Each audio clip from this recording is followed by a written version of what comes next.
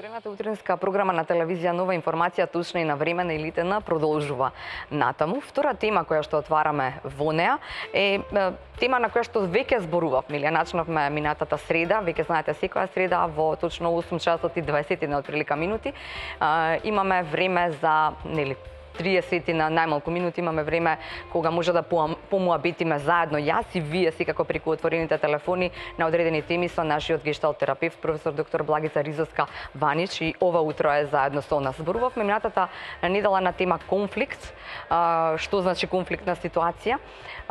Разработивме многу нешта, сите со прашалници, да се најдеме некаде како вие ни ги опишувавте луѓето, нели, дали оној што седнува на главното место, дали оној кој што, нели, како ги користиме сетилата и така натаму. Од тој час тоа го запомтив. Да, а сега да видиме што ќе запомтам од овој, или што е конфликтна ситуација, како да се справиме со конфликтната ситуација, или подобро кои се техниките за справување на конфликтни ситуации на работно место. Од каде да почнеме? Сега малце да ги вратиме што е конфликт, да им кажеме, или само куса? Да ги подсетиме, така. Значи, конфликт или конфликтна ситуација е најчесто ситуација во која што две страни имаат различни потребни, различни ставови, различни доживувања спрема одредена ситуација, така да во нивното, нели, меѓусебно комуницирање не може да го најдат најсоодветниот начин да се слушнат, разберат и прифатат. И како резултатот ваквата, би рекла начално, лоша комуникација доаѓа до интензивирање на нивните емоции. Пред се, нели, ја споменавме минатиот пат, лутината како една емоција која што расте до недоглед доколку не е покажана или доколку не е излезена кон надвор. Ако не изнесеме кон надвор, ние можеме и да си ја свртиме кон себе, па објектот ќе бидеме ние, па најчесто го имаме на... Се лутиме сами на себе. Па грижата на совест во суштина е лутина свртена спрема самите нас. Значи, кога ќе се интензивираат емоциите како резултат на собствените емоции, најчесто излегуваме од контрола, не заради другите луѓе и ситуации, туку заради нашите собствени емоции, ние имаме очекувања како тоа треба да изгледа. Значи, кога доаѓам на работа и сум во комуникација со колегите, со менаџерот, со клиентите, имам очекувања дека, нели, тие ќе се однесуваат на одреден начин. Кога тие очекувања нема да ми се остварат, во тој случај почнувам да се лутам и како резултат на собствената лутина веќе излегувам од контрола, тоест почнувам да комуницирам на начин на кој што не е соодветен. Зборувам и вербално и невербално.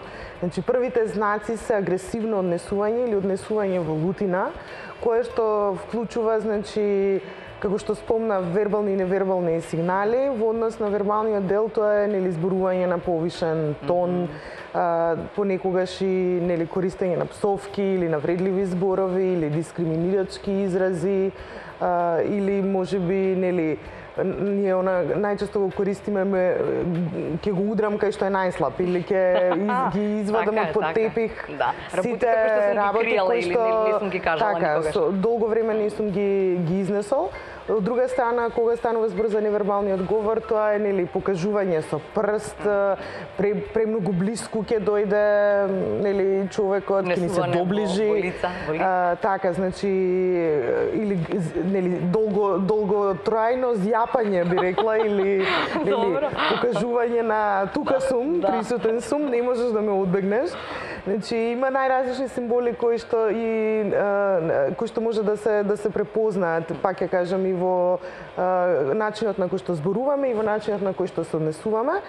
И доколку ова не се разреши на ова ниво, доколку не користиме техники за справување со конфликтите, агресивното однесување има тенденција да прерасне и во насилство. Значи, физичкото насилство не доаѓа од никаде, не се случува само по себе, туку најчесто е одраз на на лошата комуникација или некористењето на соодветен начин да се справиме со конфликтот.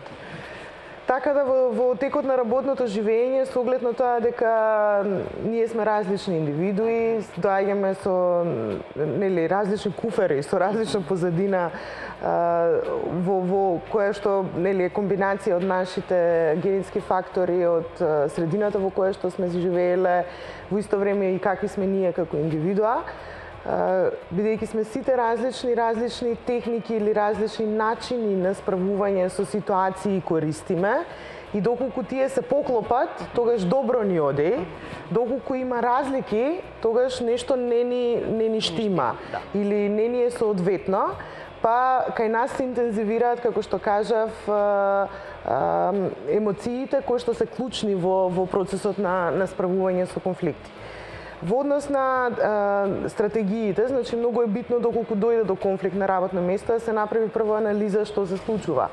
Значи како дошло до тоа, каде се разликите или во што е она во кое не можеме да се согласиме или за кое имаме различни ставови или можеби имаме различни цели или различни потреби.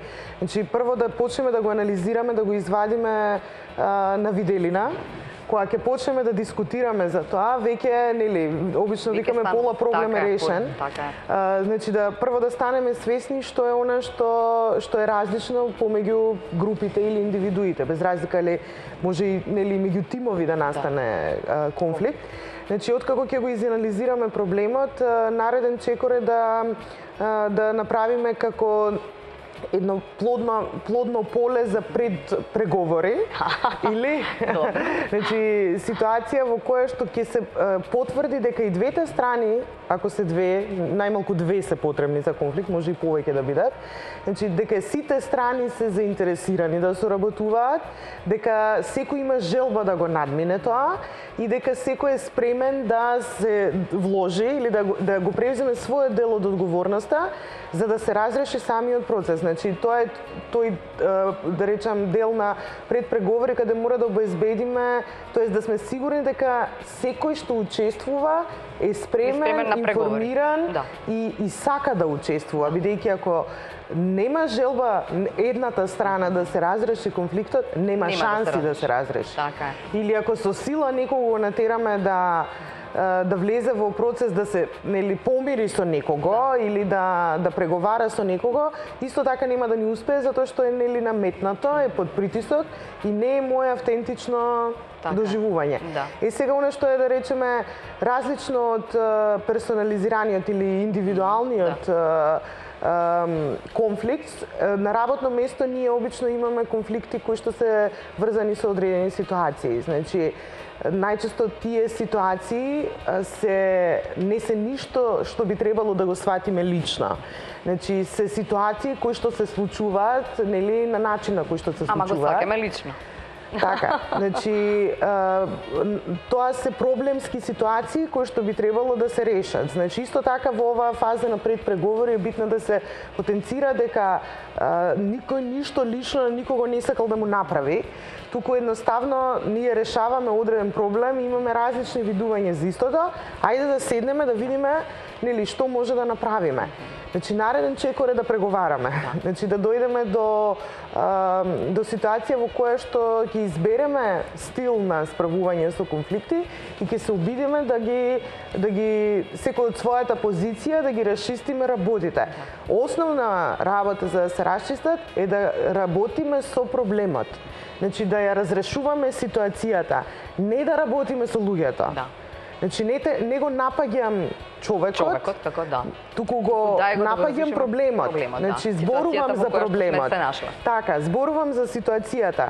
Значи доколку тргне самиот разговор во правец на ти си крив, видиш што правиш или за ништо не те бива, тука веќе другата страна почнува да се брани автоматски. И тука веќе немаме диалог, значи немаме плодна почва за соработка, туку веќе одиме во нешто што се вика персонализиран конфликт или конфликт кој што го доживуваме на лично ниво, каде што се многу интензивни емоциите и најчесто кога ќе дојде до ова ниво многу тешко, би рекла, или многу е долг процесот за разрешување разрешување конфликти, што е апсолутно непродуктивно за било која работна средина, за било која организација. Да. Само да ве прашам нешто, не ве прашав минатиот пат, не стигнав. Пред да станете гешталт-терапевт и сега како сте гешталт-терапевт, колку ви е полесно во решавање на сопствените конфликтни ситуации? Како реагирате? Па, добро. Дали има врска тоа со тоа дека нели си изодел еден пат, си научил некои нешта, па како ги применуваш самиот на себе си? Па можам да кажам дека во секој случај има огромна промена од тоа кога не би се нели едуцирала во или кога не би била професионалец во овој дел и патот што сум го изодила на лично ниво зборувам. Значи, на истој пат јас сум се спознала себе си, своите потенцијали, капацитети, техники што можам да ги користам. Сум стекнала многу вештини, како што кажав и претходно како што спомнав, да не си ги лепам работите на себе.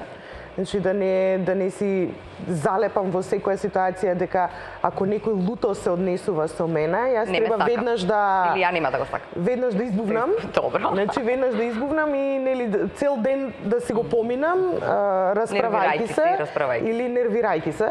Така да многу работи сум научила да ги препознавам дека окей, ова ако е речеме колегата лут на работа, не значи дека нешто јас сум сгрешила, што не беше случај претходно, кога буквално имав тенденција јас да си ги лепам на себе работите. Јас сум виновна секогаш. Јас сум виновна, ако некој се лути, значи нешто не чини кај мене.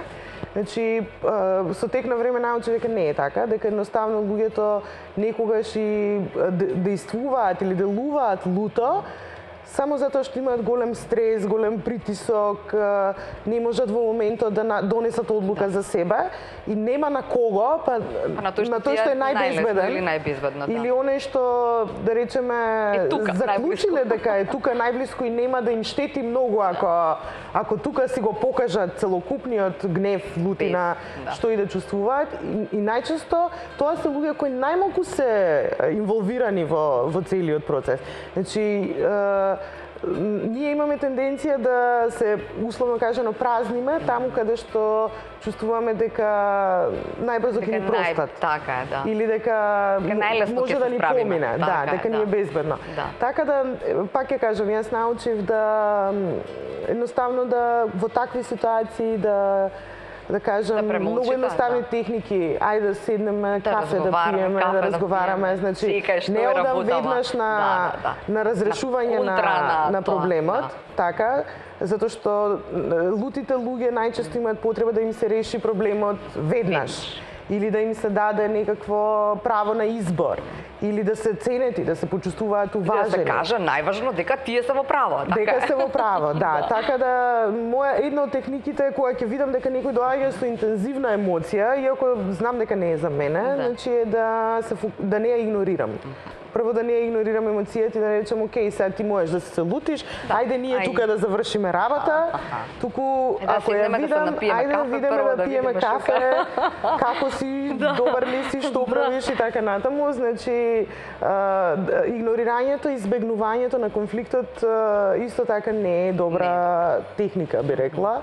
Значи, може да се користи во одредени ситуации кога не се работи за некој клучен конфликт кој што и да го избегнеме, нели, ништо страшно нема да се случи, меѓутоа доколку се работи за ситуација или еве во работна средина, нас односите ни се многу битни. Не може да сме ние лути цело време или едноставно се скарале, нели, едниот тим со другиот, па сега не работат денес. Мислам, не се сакаат и готово. Да, замислете да дојде до конфликт меѓу финанси и маркетинг, нели? Ништо колабира фирмата. Значи да не комуницираат меѓу себе.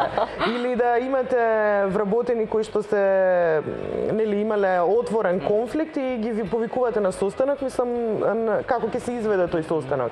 Значи не е само да јас се налутив и сега ќе 2 недели не разговарам. Значи тоа во работна средина малце е потешко да се оствари, можеби во домашни услови, во различни улоги ние што ги имаме, тоа и поминувало, меѓутоа кога ќе дојдеме на работа, не би било продуктивно да ние да сме во отворен конфликт, а треба да работиме со клиенти или да направиме нешто заедничко. Значи многу влијае конфликтот на целокупната ефикасност и ефективност. Значи она што го спомнав е дека, пак ќе кажам, не би ги игнорирала емоциите. Второ, што исто така многу често јас сум си го заклучила за себе, е дека постојат луѓе кои што доаѓаат со идеја да ве извадат од колосек. Значи, тоа е... Има категорија. Има и намера тука.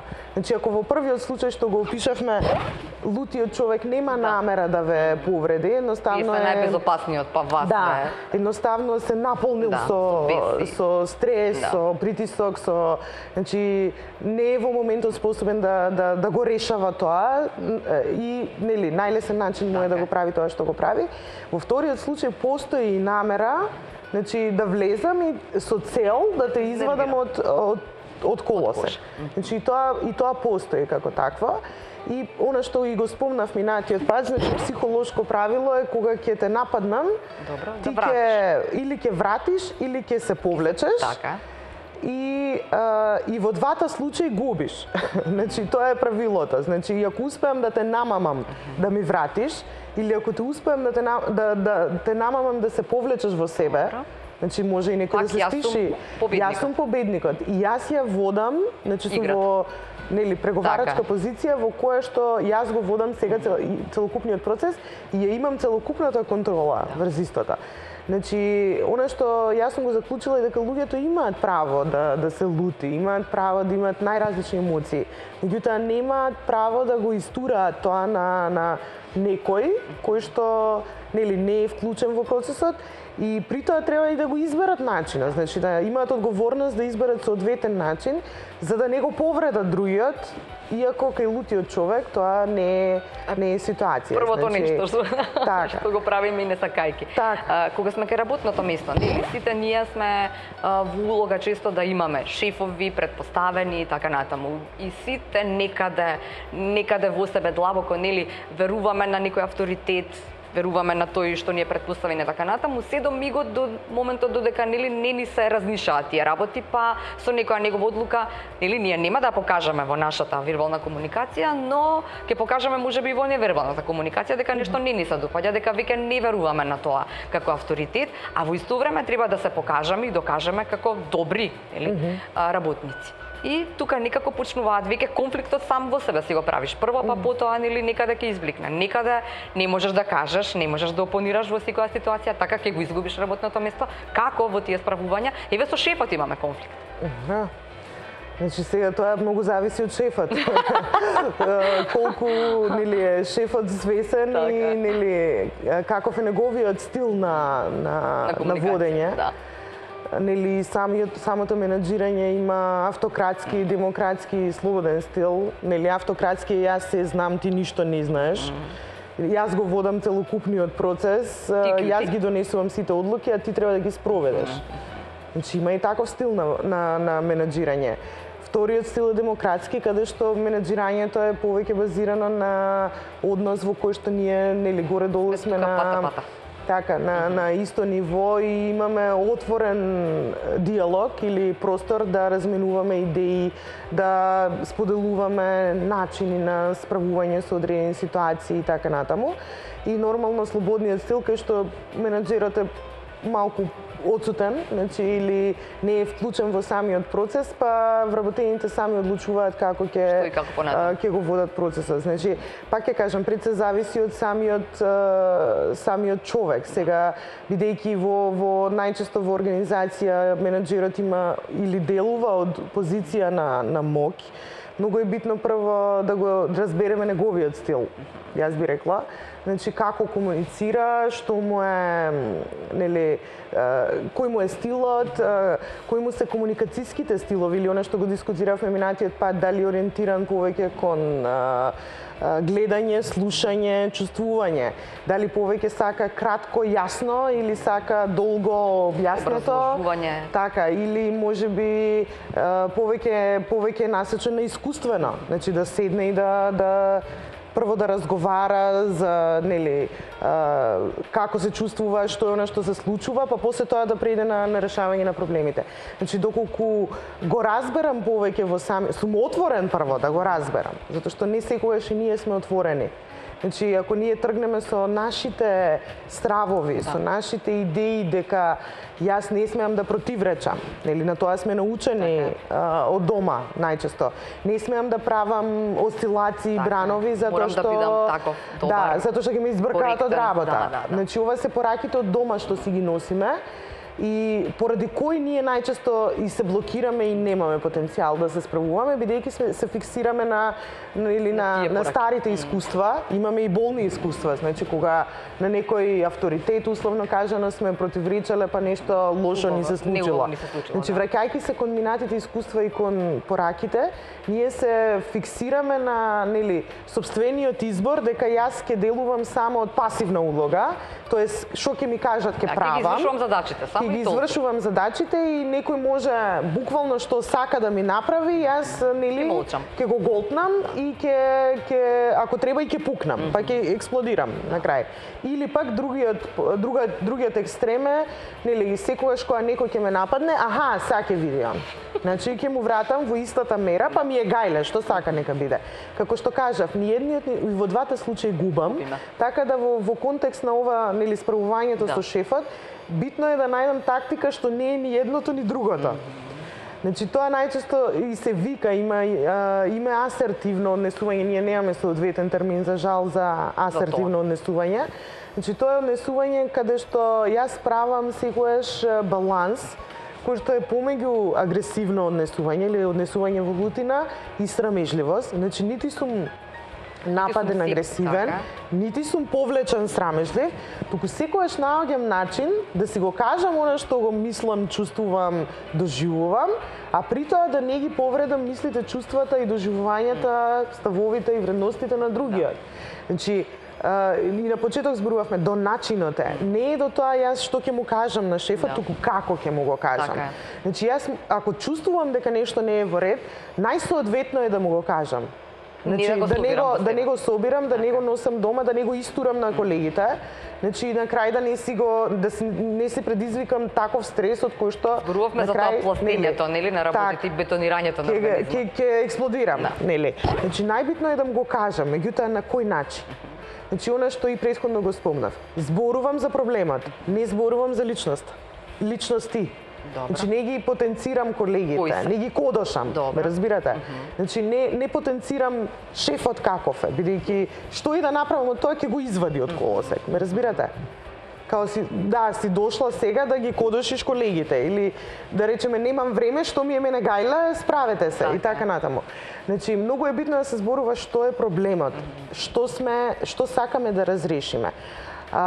Значи без разлика дали е едноставен проблем, како, например, многу често може да дојде конфликт заради недобра комуникација по електронски начин. Значи, кога комуницираме по мејлови, пола сме се разбрале, не сме се доразбрале, па не сме провериле, па не сме дочитала. Така, некој требало да ја превземе одговорноста, па не ја завршил работата, не го испочитувал рокот и така натаму и на крај ние не сме ја завршили работата. И на крај секој е покрив од тебе, така во процесот на тоа кој е крив.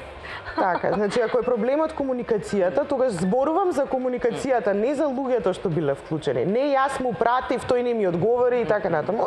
Туку зборувам, имаме проблем, значи јас имам проблем. Почнувам со јас. Многу е битно да се почне со моето доживување. Јас мислам, јас чувствувам, јас сметам дека имаме проблем. Кога праќаме мејлови, ние не се дослушуваме, не можеме да се доразбереме. Никој не сака да ја превземе одговорноста. Сметам дека треба, нели, да понудиме некој друг начин на комуникација, да се слушаме почесто по телефон или да почесто да организираме состаноци на кои што ние ќе имаме прилика да провериме, да се договориме, да ставиме на картија, да се видиме и тет-а-тет да си кажеме. Да си кажеме, така, значи да ги расчистиме работите за да не дојде до вакви недоразбирања.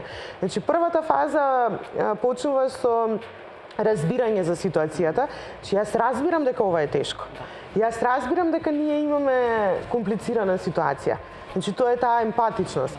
После која ние потенцираме во врска со што имаме проблем. Јас разбирам дека имаме проблем во начинот на кој што се разбираме. Значи, сметам дека има и други начини за кои што би можеле да разговараме. Ајде да седнеме да видиме кои се тие. Значи, третата фаза е веќе нудам решение за проблемот. Значи, ваквиот начин на пристапување ја држи комуникацијата на едно ниво каде што нема видлива анксиозност. Јас не се гушам, не трупам, не голтам. Во исто време кажувам се што ми лежи на душа, меѓутоа на начин на кој што другиот не се чувствува загрозен. Така е, да. Значи, ова се вежба. Значи, ова е една клучна менаџерска алатка, би рекла, која што одговорните менаџери ја учат низ процесот за да можат со нивните вработени да се справат. Значи е клучна компетенција за менаџерите која што во процес во кој што ние да речеме ги регрутираме или би требало да се промовираат за да бидат на повисока позиција каде што треба да се направи проценка на компетенција е можеби една од најбитните работи за да може еден човек да раководи со тим. Затоа што ако не знае како да се справи, не знае да го каже тоа, имаме проблем и со тимот и со него. Многу брзо и ќе прегори или ќе се откаже од таа позиција. Така да пак би рекла асертивното однесување или нити напаѓам, нити се повлекувам, него тоа е како една вага. Секогаш вагам до каде, вагам колку, кога да застанам, кога да закочам. Значи, ја препознавам потребата кај другиот. Препознавам дека во моментот не е време да влезам кај шефот во канцеларија и да му кажам, затоа што и тој е човек. Нервозен, затоа што нели бесот е тука, што не сум. Меѓутоа и шефот е човек, значи можеби и тој во моментот не знаеме во каква состојба е. Така да не е пак дека нас сака да ни ја префрли целата вина. Едноставно во моментот и него му треба време за да го изџвака проблемот, па да дојде до ситуација каде што ќе може да разговара. Значи во емоции, кога се интензивни емоции, конфликти не се решаваат. Значи тогаш ние може да збориме за емоциите, да зборуваме како се чувствуваш, што ти ги предизвикува твоите емоции, меѓутоа нема да го решиме конфликтот. Значи нема да ја решиме ситуацијата, нити пак имаме креативни идеи како би оделе понатаму. Да. Јас мислам дека има проблем, барем јас понекогаш сум имала проблем со тоа кажување дома, па нели дома твоите дома да ти кажат, па ти кажи му вака, па ти кажи му така и те полна. Дополнително е тоа. Ти не одбирајки кој моменти правиш кулминација на проблемот. Собирано, не денес, не утре, не задутре, тоа се пластат, нели, работи кои што така, или се некои работи кои што тебе не ти се допаѓаат, не ги кажуваш, поминува време и на крај, нели, кога ќе ти кажат нешто и ти тогаш бликнуваш. Так, добро, значи кога имаме конфликтна ситуација, понекогаш е многу непријатно, нели, да го поминеме тој процес, па и ни треба поддршка од околината. И она што, нели, пак ќе кажам, најбезбедни ни се домашните, на кои што... Да, и на нив да им си стуриме, да им кажаме, што не мачи и да ги прашаме. Да, и да ги прашаме што е можеби најсоодветно, ни го споделат нивното искуство. Значи, како, да речеме, некој повратен одговор е добро да ги слушаме искуствата на другите, иако, пак ќе кажам, секоја ситуација е различна. Значи, она што се случило во минатото или она што некој друг го има како свое искуство, не е исто со она што нас ни се случува, без разлика каде се случува конфликтот, дали дома, дали на работа. Значи, секој конфликт е уникатен. Значи, има своји играчи, условно кажано, или своји засегнати страни и во исто време, нели, овозможува различни видови на комуникација низ кои што ние би дошле до одреден продуктивен или конструктивен резултат. Во однос на самите стилови, значи, постојат луѓе кои што сакаат многу да се надпреваруваат кога се во конфликт. Некои од нив сакаат да соработуваат. Други има кои што се прилагодуваат, тоест прифаќаат што и да им се понуди. Исто има луѓе што избегнуваат, значи континуирано го избегнуваат, го трупаат. Има луѓе што прават и компромис. Значи ние имаме варијанти. Имаме најмалку 5 стилови кои што може да ги примениме. кога во зависност од самата ситуација која е уникатна, можам или да се држам цврсто до своето и да одам до крај, или, значи тука нема правило, или можеби да отстапам едноставно и да решавам дека ова не е толку значајно за да му обрнувам толку многу внимание. Така е, да. Ви благодарам за овие поделени или искуства на оваа тема, како да се справиме или кои се техниките на справување на конфликтот воопшто, особено конфликтот на работното место. Размислувавте што ќе биде наша следна тема, на која тема ќе муабитиме? Па најверојатно во продолжение на стрес и конфликти, кое што нели може да биде поврзано со развој на комуникацијски вештини кои би биле најсоодветни за како ние сега подобра комуникација. Да. Така беше. Активно слушање, како беше, па добра комуникација. Да. Ви благодарам и за овие искуства споделени со мене и со нашите гледачи. Ви благодарам и вам што сте заедно со отворената утринска програма на телевизија Нова, наречена Информација, точна и навремена. Беа овие корисни совети и информации за сите вас. Ставите го прстот на чело и внимавајте што ќе одберете. Ни ваму ни таму, вели нашиот гешталт терапевт, туку најдете некој баланс. А сега ние продолжуваме натаму, ИТН продолжува натаму, нешто во 9 часот веќе следуваат и најважните информации за времето, информациите од дома и секако светот на дланка заедно со нашиот Исо Мухиш. Останете на телевизија Нова.